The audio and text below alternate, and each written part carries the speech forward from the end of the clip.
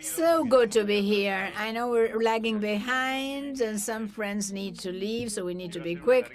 I had a very long introduction about digitalization, but I won't. It will be brief. Merely to tell you that a lot is said about this automation process, economy digitalization, the impact they have of these exponential aspects, and how people don't see eye to eye. On one hand, there's big enthusiasm about a world of opportunities opening up. We could hear Marco Galperina, Jack Ma talking about trade democratization, SME possibilities. And on the other hand, there's fear. People see challenges. They're scared. Is this for everybody? Is this inclusive? Is it not inclusive? What would happen with training? What about employments that are lost, jobs that are lost? And what happens with SMEs above all that? Will SMEs manage, or is it possible for them to go digital, for them to be part of this world? A concern which all four express, Davos, G20, and it's good that we're addressing it here too. In this short context that everybody understands about opportunities, challenges, and fears, we will start. First, we would like to ask Liam, because we know he has to leave. So I'm going to ask Liam, and I'm going to switch into English to address Liam. First to you, okay? It's a pleasure to have you here. So, one of the aspects of this digitalization, of course, and in this event is trade, okay? So, what's the relation, and do you see this as an opportunity? How we can make this inclusive? You know that we are asking the YTO to include SMEs and in the agenda. Do you see this as an opportunity? What's your vision about digitalization and trade? Well, thank you very much, and I apologize for the fact that I'll have to go. Well, the first thing to say is that the whole digital and e-commerce agenda has been around for a while. And if we are to properly underpin the relevance of WTO, we need to start reaching agreements rather than just talking. And we really need to get a multilateral agreement if we can, so that the benefits are spread as widely as possible. And I hope that we will get one here at this conference. If we can't get a multilateral agreement, the alternative cannot be nothing and simply having ungoverned space in the global economy. So we will need to look for like-minded coalitions. I have heard in the run-up to this conference people saying that the whole digital agenda, that the whole e-commerce agenda is about the rich countries and the big developed countries protecting what they already have. And this would be to the detriment of developing countries. I think that is exactly the opposite of the truth. If you look at elements in e-commerce, studies that show that companies that are purely online, 4 out of 5 will be run by or owned by women. If you look by companies that are fully offline, 4 out of 5 will be run or owned by men. Now, I would have thought that was enough data in itself to make a lot of people want to get the benefits of e-commerce extended. It is an enormously empowering tool. It offers the potential to access the global economy and global commerce to people who might otherwise not be able to do so. So it's particularly empowering for women, and it's particularly empowering for SMEs. So that's one of the reasons why we need to get agreement. And to give you an idea of the size of the importance of this, in the UK,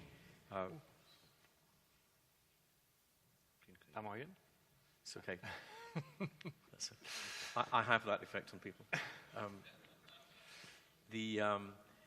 In the UK, the digital economy is worth about £118 billion, about 7% of our GDP. Our exports of digital goods are worth about £50 billion. We have almost 200,000 digital businesses employing 1.4 million people. in the UK. And as we move into a more complex global environment on AI, the Internet of Things, and so on, those countries who are not able to access these are in danger of being left behind. And it's our responsibility, I think, as the developed countries to ensure that the developing economies are able to access the same level of prosperity as we are. And we mustn't leave misguided ideas about the relevance of the digital and e-commerce arenas to blind us to the potential empowering benefits that they are. So I think that it's not just about good economics, it is also about social justice, it's also about empowerment, it's also about development. And if I were to pick one tool for the future that I thought was key to development, it would be e-commerce and trade. And why do you think that if it's so evident, the benefits for developing countries, why there are still some resistance to reach some agreements of the WTO or other forums? I think sometimes it's a failure to understand the empowering elements. There is undoubtedly some very negative propaganda from those who are anti-trade. I read before I came here that the big corporations regarded the digital economy as the new oil and wanted to own as much as possible. This kind of crazy, unhinged language does nothing to actually help the debate on trade. And so I think that we need rationally to explain the benefits and say that this is a wonderful potential tool for bringing people into global business and into commerce and therefore into prosperity in a way that couldn't happen before. And my final thought is this: we need to see this in its wider context. I've never believed that trade was an end in itself. Trade is a means to help create poverty, affluence, and bring people out of poverty. And, you know, the trade that we have had in the last 25 years has taken 1 billion people out of abject poverty. And that has a very important knock-on effects. Because if you can take people out of poverty and take them into prosperity, that underpins social cohesion.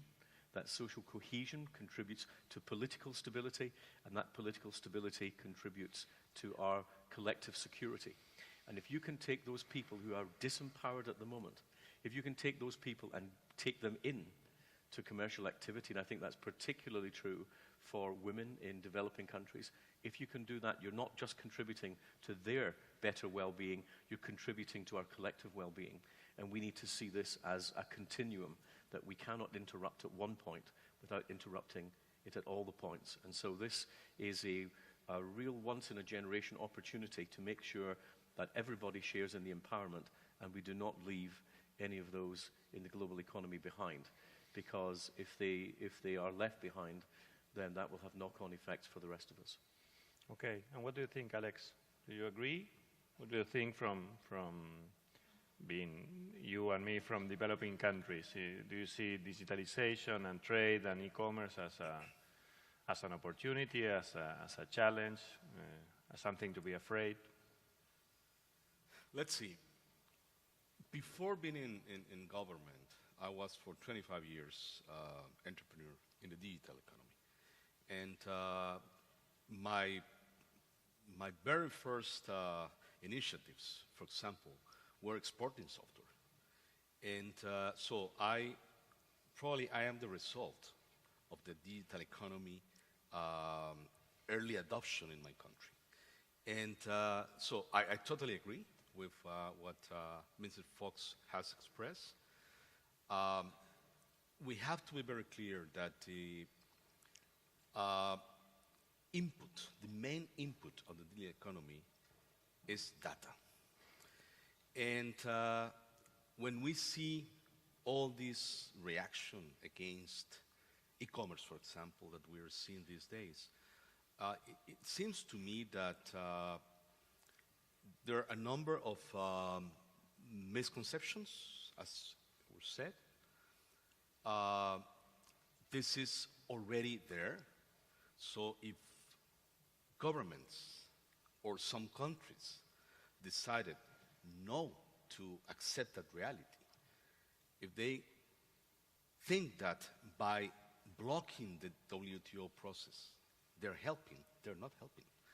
Because there is a demand on our society to use, this new digital era in which we are going through to leverage and to resolve and to do our best to tackle some of the issues we as a society we're facing now. So if we go into the digital economy with the same kind of misconceptions, misunderstandings, and the same kind of rigid approach that we have in the real economy, we are not making any good for society. So I'm pretty clear that we need to move forward, that even if you don't understand about that, data is important. Data is not, I don't think it's the oil, but is the main input of the digital economy. Of course, we need cybersecurity. Of course, we need data protection. Of course, we need to make progress in terms of how to storage data across the world, and what rules are we going to be respecting in order to share that data. What data will be commercial data, what data will be personal data, what data will be government-owned data. But we need to start the discussion. I mean, it's absolutely crazy just to say, no, I am not going to start a discussion because I am not in a good position to tackle that discussion, because I don't have the infrastructure.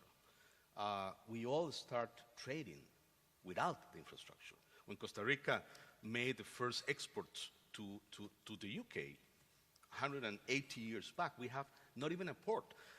Coffee came through the Pacific port, came all the way to Valparaiso, went around Argentina and went to London because we didn't have any way to go to the Caribbean side of the country. So if we will just stop there and stand and say, I'm not going to trade with the UK because I don't have a port, we will be those days. So I think that this is something that we need to change, and governments and government officials, but private sector. Private sector has a significant, a prominent role to help us to change this. And that's okay, it's clear the benefits for SMEs, entrepreneurs, countries, but Liam, what about consumers? Is maybe part of the problem that they are afraid of this, or because of these problems of data protection, consumer protection? How do we solve that in digital economy? Well, I think getting agreement on things like e-signatures and payments and so on are part of reassuring consumers, but consumers are already vastly involved in e-commerce. I mean, you're talking to someone who hates shopping, and whose idea of Christmas shopping now is to sit in front of the computer with a pizza and a bottle of wine. And there are all sorts of consumer benefits. But if you just look at what consumers are actually doing, they are taken more and more into e-commerce. And if we are unable to govern effectively, then it becomes difficult to know what rules apply. So if I buy a digital code online to make something on my 3D printer, have I been sold a good or a service? And we need actually to get some clarity around this. And that benefits consumers in the end too. But at the moment, I'm afraid that consumers are vastly outstripping the system of governance in terms of how it's being used. So if we want to protect consumers, it's also getting the rules in place. Everybody benefits by having proper governance of the sector. I'm going to switch to Spanish. I was remembering. Damián, estamos viendo que Damián, this is about regulations which are clearly important regarding the fact that we want to push entrepreneurship and all the digitalization benefits. There is all the regulatory aspects that are important. We've just mentioned some, like data protection, consumer protection. Now, in your sector, there also was some debates, weren't they? Especially concerning collaborative joint economy. What do you think about that? Do you think that's something that hasn't been properly addressed? It has been properly addressed. How do you feel about that? Do you feel there's no fair competition? What do you think? At Despegar, we're a platform. We're a platform where over 5 million customers close deals a year, and part of the service we provide is temp rentals. One of the first answers is that within a context where regulation is necessary and you need to balance to protect certain rights, especially consumer rights, but in particular in these stages when e-trade is developing, we believe that if there is a doubt, you need to let time flow. You don't have to limit, restrict, or impair. And if you see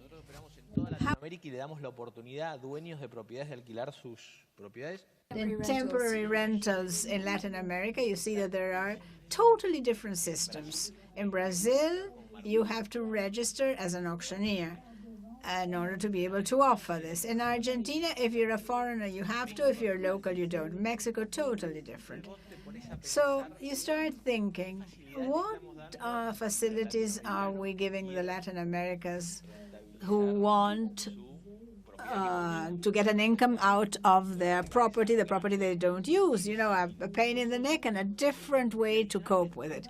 And additionally, if you go to what you were saying, if there is a balanced competition, if you as a company operate in the Netherlands Antilles, you can do it all with no regulation at all and without having to pay taxes. Some colleagues of mine are in that position. And because we're Latin American and because we operate with local companies in other countries, we don't only pay taxes, we have to comply with all these regulations and besides be auctioneers. So, you see, my answer is, first try and not regulate. And if we need regulations, let's do it only to defend consumers and to make sure that there is a balanced framework to be effective at competing. Okay, if there is a framework or a sector where there's a lot going on, is the financial sector, isn't there? What do you feel? Are you a bank? Are you not a bank? Are you in favor of regulation? Are you against it? How do you feel? What's your point of view?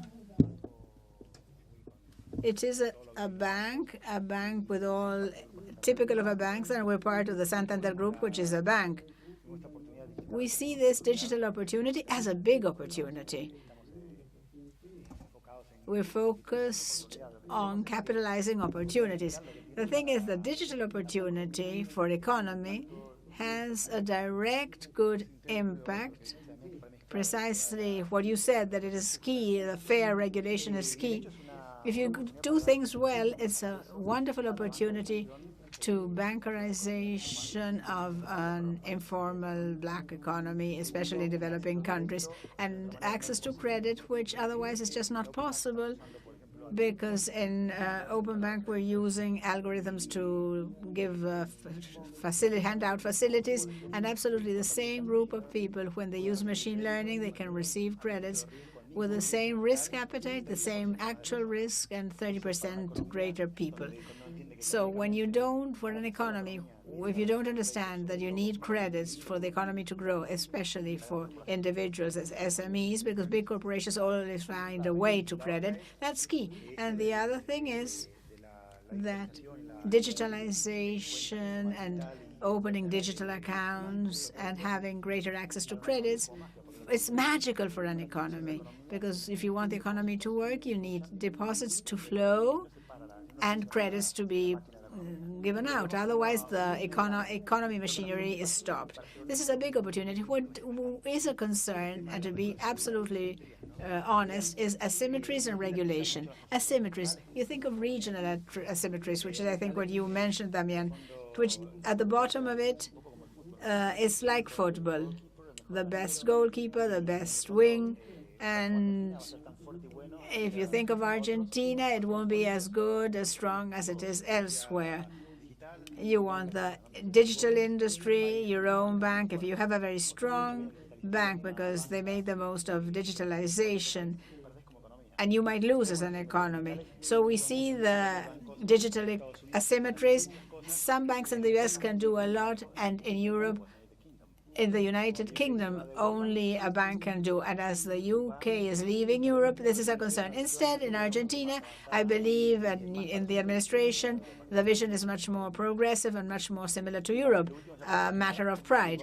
To finish, we're concerned about asymmetries. Don't worry, Liam needs to lead, but you're in no rush. Okay, we don't talk football anymore. You can go, Liam. We don't want to create a political problem. So thank you very much. See you in London. We'll get together. Thank you. Thank you. Así no queda raro. So come near, come near. An empty chair in the middle is sort of weird. Sorry for being so informal. So, Mariano, what we're concerned about asymmetries is to use the European formula, which is wonderful, which means regulating what and not who. That's magical. Doesn't matter who carries out the activity, but rather what the activity is. It could be a bank, an IT company, and regulations are the same because they're not all, they sometimes vary. There's a problem with the mic at the back. Indeed, the interpreter's booth are having to pick it out. And now there's a big debate about whether big companies are in favor or against innovation of entrepreneurs and even big ITs. The other day I read something called The Death of the Startup Era, saying that almost all the big companies wouldn't allow entrepreneurs. So how do you see that? Or what is your reading about that vision that some have? There are two ways of looking at it. The first is to look at the figures.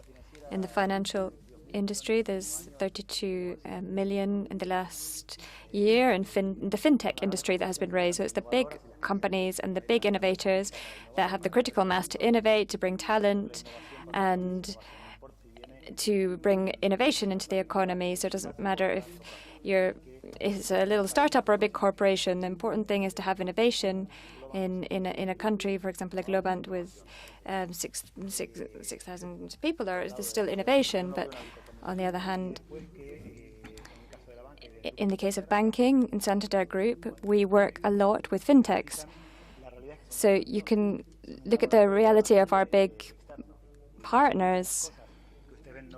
A lot of things that you see in open banking, and you say, oh, that's great, what a great service. They're fintechs that are connected by APIs. It's not all great because not all fintechs work great and do a good work, but we do see it as a good opportunity. We see fintechs as a good opportunity. So we don't want to polarize and say this on the one hand and this other thing on the other hand, because the reality isn't like that. And what about you, Damian? Are you working with the entrepreneurial system? Are you working with SMEs? Do you have open innovation? What is your point of view on these smaller companies? Look, as a good Argentine, I always try to avoid false dichotomies. I would say that's a false dichotomy. And why do I say this? It's not to do with big companies or small companies. We're a company that's been working for 18 years. We're a large company in the sector, and we hugely benefit from an ecosystem of smaller companies, the garage companies, medium-sized companies. We benefit hugely from other leading companies in e-commerce, such as Globant or Mercado Libre. And we believe that a large part of the attractiveness of the digital economy is that there are a lot more opportunities for collaboration. And we don't want to see this as something that's already been defined, that's already closed up, but rather that we want to see this as a whole. There's a lot more that can be done together. rather than competing to see who's going to end up with which part of the cake that can be shared. This is how we've worked over the last few years in Argentina. We're happy to see smaller and bigger companies. It's actually quite easy. It's the same as life. It's trade, but on the digital platform. The idea simply is to be balanced, to be fair to the two parties. So if we're going to give access to data to Falabella and to Carrefour, then we have to do it in a fair way. We have to maintain this symmetry. So I like the absolute and sectoral asymmetry in Europe, and we need to regulate the what, not the who. I think that's positive. Alex, so what can we do? What can we do as governments? Just regulate, or are there other things that we can do in order to speed up this digitalization process, especially for those that are lagging behind? What do you think? It's not easy to generalize. For example, in Costa Rica, I'll refer to what we're doing. After a process of opening up, which was very fast, it was very abrupt during the 80s and the 90s, because Costa Rica is now one of the most open countries in the region. We have free trade agreements with 60 countries, which amount to 2.8 trillion potential consumers and contributes to 2/3 of SMEs in the world. And we only we have less than 5 million inhabitants. So this is just to give you an idea of the scale of it. And also we've had a huge investment in education, which has been capitalized in the digital and services industry.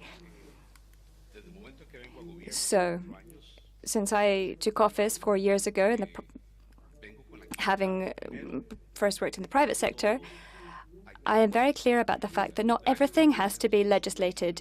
This is a huge mistake in all our countries and our Latin American culture. We want to have a law for everything. So we're all obsessed about this e-commerce law, but we haven't even got an agreement about what e-commerce is or how it's defined. But we say we have to regulate it, we have to have a law. So that's a bad start.